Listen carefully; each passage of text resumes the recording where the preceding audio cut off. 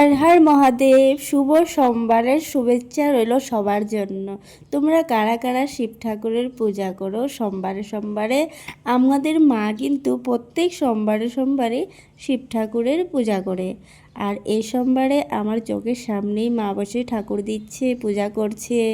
আমি কি ভিডিও করব না? আমার কিন্তু করতেই হবে। এটা আমার একটা আদত হয়ে গেছে বলতে পারো, আমার এটা শখ হয়ে গেছে। আমার খুব ভালো লাগে মা যখন ঠাকুর দেই, আমার কিন্তু ক্যামেরা বন্দি করতেই হবে, নয়তো কিন্তু আমার একদমই ভালো লাগে না। আমি এভাবে কিন্তু মাঝে মধ্যে দাঁড়িয়ে দাঁড়িয়ে দেখি মা ঠাকুর দিচ্ছে, মা এটা করছে, মা এটা করছে। মা কিন্তু আজও এক সেকেন্ড বসে থাকে না, অনেক কাজ করে।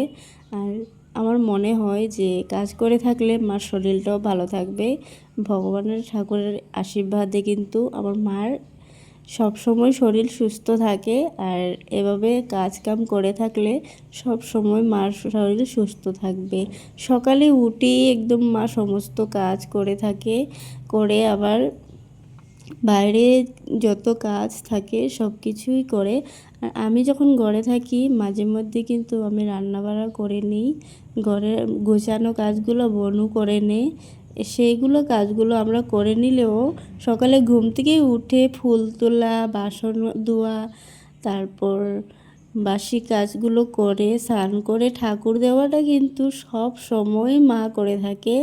আমাদের একটা বদ অভ্যাস, আমরা এখানে ওখানে যতই জলদি উঠি না কেন, ঘরে যাওয়ার পর কিন্তু আমরা মোটেও জলদি উঠি না। আমি বলো, দিদি বলো, দিদি তো মোটেও উঠবে না, বলবে শ্বশুরবাড়িতেও জলদি উঠতে হয়, এখানেও জলদি উঠতে হয়, আমি উঠবো না। এই বলে দিদি কিন্তু মোটেও উঠে না। তবে মা কিন্তু সবার আগেই উঠে যায়, উঠে সমস্ত বাসি কাম সেরে সুন্দর করে ফুল নিয়ে আসে, ফুল টুকিয়ে এনে তারপরে স্নান করে সুন্দর করে ঠাকুর দিয়ে দেয়।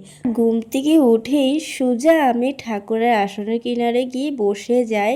বসেই আমি আমার ইষ্টবৃত্তিটা সেরে নিই। আমার দিনের শুরুটাই হয় ইষ্টবৃত্তি দিয়ে।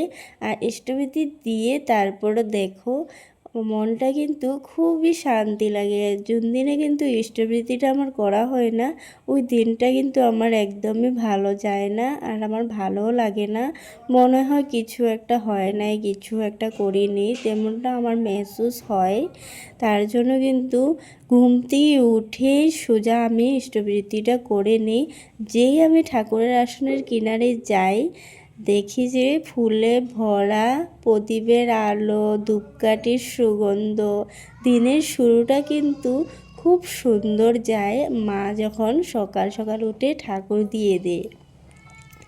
আর এই ঠাকুর আসনটা দেখে দিনের শুরুটা হয়, বলো কত যে সুন্দর হয়। গড়ে থাকা অবস্থায় সবাই কিন্তু খুব এনজয় করি, খুব মজা করি। আমরা ভাই বোনেরা যত মজা করি, আমরা হয়তো কারোর সঙ্গে এত আমোদ ফুর্তি করতেই পারি না। তো টাটা, বাই বাই। আমার ব্লগটা কেমন লাগলো কমেন্টে জানিও।